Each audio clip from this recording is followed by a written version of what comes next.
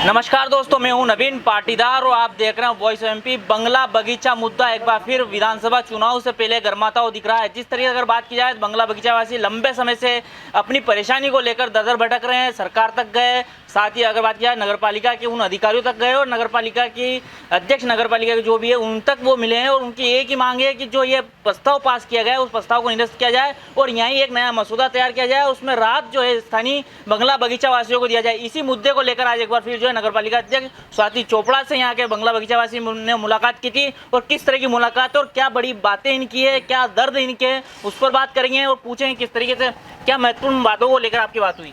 हमारी जो मांगे थी मुख्य रूप से, जिसमें जो है लीज रेंट और प्रीमियम बहुत अधिक है, पेनल्टी जो है बहुत अधिक हम पे थोप दी गई है, जो कानून है वो आधा अधूरा है, जिसमें जो है हिब्बानामा है, पारिवारिक बंटवारा है, वसीयतनामा अनरजिस्टर्ड, उनको नहीं माना जा रहा है। 2010 से रजिस्ट्री बंद है, उसके बावजूद जो है गाइडलाइन बढ़े जा रही है, लगातार रेट बढ़े जा रहे हैं और हमारे ऊपर लीज रेंट और जो प्रीमियम और ये सब बढ़ाया जा रहा है।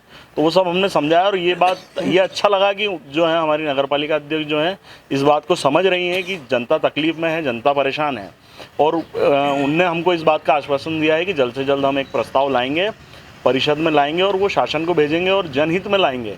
हम ये प्रयास करेंगे कि किसी के ऊपर भी कोई किसी प्रकार का कोई ऐसा दबाव नहीं बने, परेशान नहीं हो। जो है मुझे ऐसा, उनका ये कहना है, मुझे ऐसा लग रहा है कि मेरा परिवार है और जो परेशान हो रहा है, तो यदि हमारा कोई जनप्रतिनिधि इतनी अच्छी बात सोच रहा है तो हम भी उनके साथ जो है बिल्कुल उनके कंधे से कंधा लगाकर खड़े हैं और हम चाहते हैं कि वो हमारी मांग शासन प्रशासन तक पहुंचाए, हमारी परेशानियों को पहुंचाए और हमारी परेशानी को जल्द से जल्द हल करें। एक आपने खौफ की बात कही, अफीम को लेकर उन्होंने आपने एक उदाहरण दिया, किस तरह का उदाहरण था, क्या किस तरह का डर जो बंगला बगीचा वासियों में बना हुआ है? पिछले 6 सालों से जो व्यवस्थापन कानून लागू हुआ है, उसके बाद से नीमच के जितने भी बंगलावासी हैं उनके मन में इतना खौफ भरा हुआ है कि जिसकी कोई सीमा नहीं। आए दिन अखबारों में समाचार प्रकाशित होता रहता है कि आप जल्दी से जल्दी ये व्यवस्थापन का आवेदन कीजिए, नहीं तो ज़मीन एक्वायर कर ली जाएगी, नहीं तो इस तरीके से बेदखल कर दिया जाएगा। कई बार रातों की नींद उड़ जाती है, जीना हराम हो जाता है, खाना पीना भूख हराम हो जाती है। ऐसा लगता है कि हमने कहीं अफीम रख ली है कि हमको गवर्नमेंट अंदर कर देगी, हमारे ज़मीन जायदाद सब बेदखल करके, हमको तोड़ के बुलडोज़र चला करके हमको बेदखल कर दिया जाएगा। मुझे समझ में नहीं आता है कि इस कानून को गवर्नमेंट क्यों नहीं वापस से ठीक से कर पा रही है।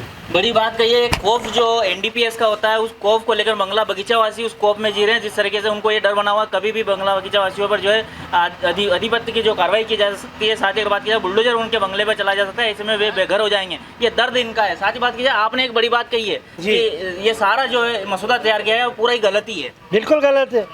आदरणीय शिवराज जी चौहान से मैंने यही निवेदन किया है कि आप बताएं हमें, जैसे आप हमेशा आते हो, जो सरकारी ज़मीन पे कब्जे कर लेते हैं उनको सम्मानपूर्वक पट्टे दे देते हो। यदि आप ये मानते हो कि सरकारी ज़मीन है तो हटा दीजिए हमारा व्यवस्थापन, हमारे पैसे वापस कर दीजिए जो आज तक संपत्ति कर भरा है, और हमें भी पट्टे दे दीजिए यदि आप मानते हो तो। हालांकि वो आपकी सरकारी ज़मीन नहीं है, हमारे बाप दादा और कड़ी मेहनत से कमा कर के उसको लिया है और रजिस्ट्रियाँ करवाई है, नगर पालिका में नामांतरण करवाए, फिर भी आप कहते हो सरकारी ज़मीन है। आपके जनप्रतिनिधियों ने, आपके नगर पालिका वासियों ने, सब ने मिलकर के गुमराह किया है आपको। ये है ही नहीं, शासन की ज़मीन भी नहीं है और नगर पालिका की भी नहीं है।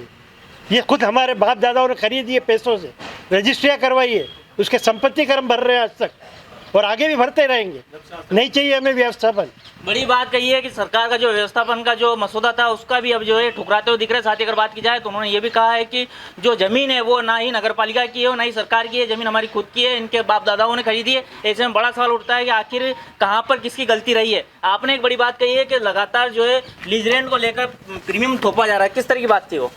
और लीज रेंट में जो अभी 1000 वर्ग फीट तक 1% है, 1000 से 3000 तक 5 और 3000 से 5 में 8% का लीज गाइडलाइन ले रहे हैं, 8% की, जो कि बहुत ही हैवी है और बहुत ही ज़्यादा है। प्लस इसके ऊपर पेनल्टी है 1% की, जो कि लगभग अभी तक 70% के आसपास हो गई है, जिनका व्यवस्थापन अभी तक नहीं हुआ। प्लस जब से रजिस्ट्री बंद हुई है उसके बावजूद हर साल गाइडलाइन इंक्रीज़ होती जा रही है। तो गाइडलाइन इतनी ज़्यादा, प्लस 8% 5% की हैवी रेट और उसके ऊपर पेनल्टी, जो कि एक बंगले वाले के लिए अफोर्डेबल नहीं है। और इसके अलावा फ्री होल्ड भी नहीं है।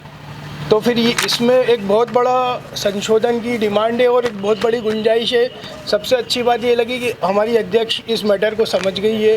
उन्होंने ये बहुत पॉजिटिव वे में बोला है कि ये प्रॉब्लम मेरी प्रॉब्लम है, नीमच की जनता की प्रॉब्लम नहीं है, और पॉजिटिविटी के साथ ये आश्वासन दिलाया है कि वो इस चीज़ को सॉल्व करेगी। और इस परिषद में पूर्व नगर पालिका पार्षद रहे हैं, किस तरह की सारी समस्या को मानते हैं?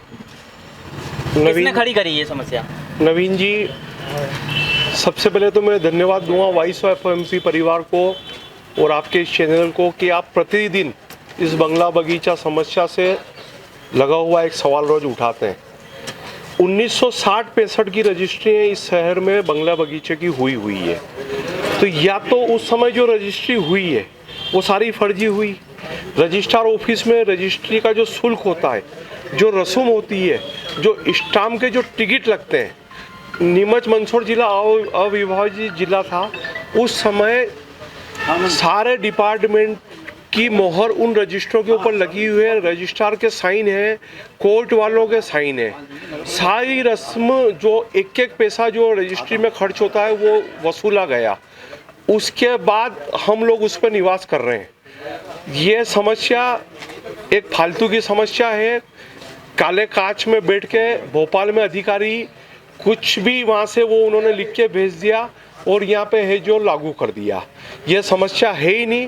जैसे उन मुला साहब ने कहा, हम उसका हाउस टैक्स भर रहे हैं, संपत्ति कर भर रहे हैं। बंगलों का विकास अभी 5 साल से हुआ, पहले आज दिन तक तो कच्चे बंगले ही थे सारे शहर के। 60 पप्पू जैन के कार्यकाल में है जो ये 60 बंगलों में है जो लीगल रूप से है जो निर्माण कार्य है और ये सड़कें नालियाँ बनना चालू हुई है।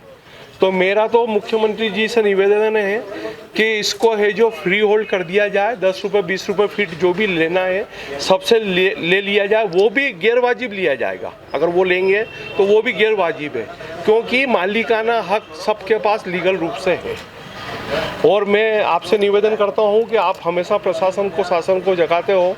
हमारी चेयरमैन से आज बात हुई है, तत्कालीन चेयरमैन जो थी उन्होंने इस व्यवस्था को समझा है। विधानसभा का चुनाव सामने आने वाला है और अगर इस समस्या का समाधान मेरी नज़र में जहां तक अगर विधानसभा के पहले नहीं हुआ तो नीमच शहरी क्षेत्र से हमारे भाजपा के आने वाला कोई भी उम्मीदवार हो उसको बड़ी दिक्कत आएगी।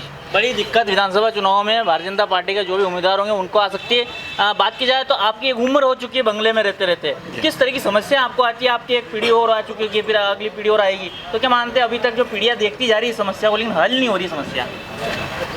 आपके माध्यम से मैं बताना चाहता हूँ कि हमारे बंगले की रजिस्ट्री 1928 में हुई, हमारे पिताजी ने रजिस्ट्री की, तब से हम इसके मालिकाना के हमारा, और तब से बंगले का टैक्स भरते आ रहे हैं, संपत्ति कर। पहले 5 रुपये टैक्स हुआ करता था और अब मैं 10,000 टैक्स भर रहा हूँ। नगर पालिका ने मेरे बंगले के अंदर 7 दुकानें बनाई, नगर दावा लगा आपने सरकारी जमीन में दुकानें बना दी।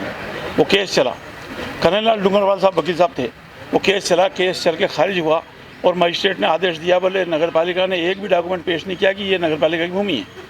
और मैंने 13 डॉक्यूमेंट पेश किए थे, बोले इन्होंने 13 डॉक्यूमेंट पेश किए, इन्होंने संपत्ति कर की रसीद दी, इन्होंने जो है नामांतरण दिया, इन्होंने जो है नल के कनेक्शन की रसीद दी, बिजली कनेक्शन रसीद दी। नल कनेक्शन बिजली जब तक नगर पालिका एनओसी नहीं देती नहीं होती। मेरे यहाँ नल कनेक्शन, बिजली कनेक्शन भी है और तब से सन 1928 से रह रहे हैं हम। सीताराम जाजी को हमारे पिताजी ने पढ़ाया, हमारे पिताजी स्कूल मास्टर थे, उन्होंने बंगला खरीदा, उस टाइम रजिस्ट्री करवाई थी, आज से 1928 में, तब से हम मालिकाना के। और अभी जो है क्योंकि मेरी उम्र हुई 75 साल, कब निकल लूँ, इसलिए मैंने ये बच्चों को हिबा कर दिया ज़मीन का। मेरे 5 बच्चे हैं, 5 बच्चों को दे दिया मैंने। अब ये हिबा नहीं मान रहे हैं, जबकि सुप्रीम कोर्ट का साइटेशन दिया मैंने मैडम को भी। मैडम ने बोला भाई ठीक है, सुप्रीम कोर्ट का साइटेशन दिया आपने, हम मैं इसे पढ़ती हूँ। सुप्रीम कोर्ट ने बोला, हाई कोर्ट ने बोला कि भाई हिबा और ये आपका दान पत्र वैध है बिना रजिस्ट्री के। जब हिबा नहीं मान रहे तो क्या है, फिर मैं मर जाऊँगा तो फिर बच्चे परेशान होंगे। अब मरने के नज़दीक आ गए, 75 हो गई, लोग बाग तो 60 साल में निकल जाते हैं। मैं रेलवे में सर्विस थी मेरी, 60 साल तो उसमें हो गए, अब 75 का हो गया, कब निकल लो। अब बाद में बच्चे परेशान होंगे, उन्होंने बोला क्या बात पिताजी हमारे पर बोझ छोड़ गए, अभी तो मालूम पड़े फ्री मिल क्या गई। मानते हैं अब क्या इस समस्या का समाधान होगा कि नहीं होगा? समस्या का समाधान होगा। मैडम ने हमें आश्वासन दिया है कि आप बेफिक्र हो, ये इलेक्शन से पहले मैं समझती समस्या, पूरा नीमच मेरा परिवार है, हमें मिलकर बहुत खुशी हुई।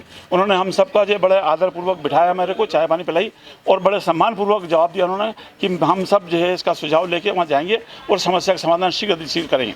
तो ये पुरानी बंगला मशीन बगीचा वासी थे जो नगर पालिका अध्यक्ष स्वाति चोपड़ा से मिलने आए थे। उन्होंने अपनी बात रखी, किस तरीके से परेशानी इनको आ रही है। और आगामी विधानसभा चुनाव है तो ऐसा माना जा रहा है कि विधानसभा चुनाव से पहले इस समस्याओं को हल किया जाए। अगर विधानसभा चुनाव के बाद अगर समस्या हल नहीं होती तो एक बड़ी परेशानी और बड़ा जो मुद्दा है जिस तरह बनता आ रहा है ये बनता रहेगा। मेरे सहयोगी अंकित के साथ नवीन पाटीदार की रिपोर्ट।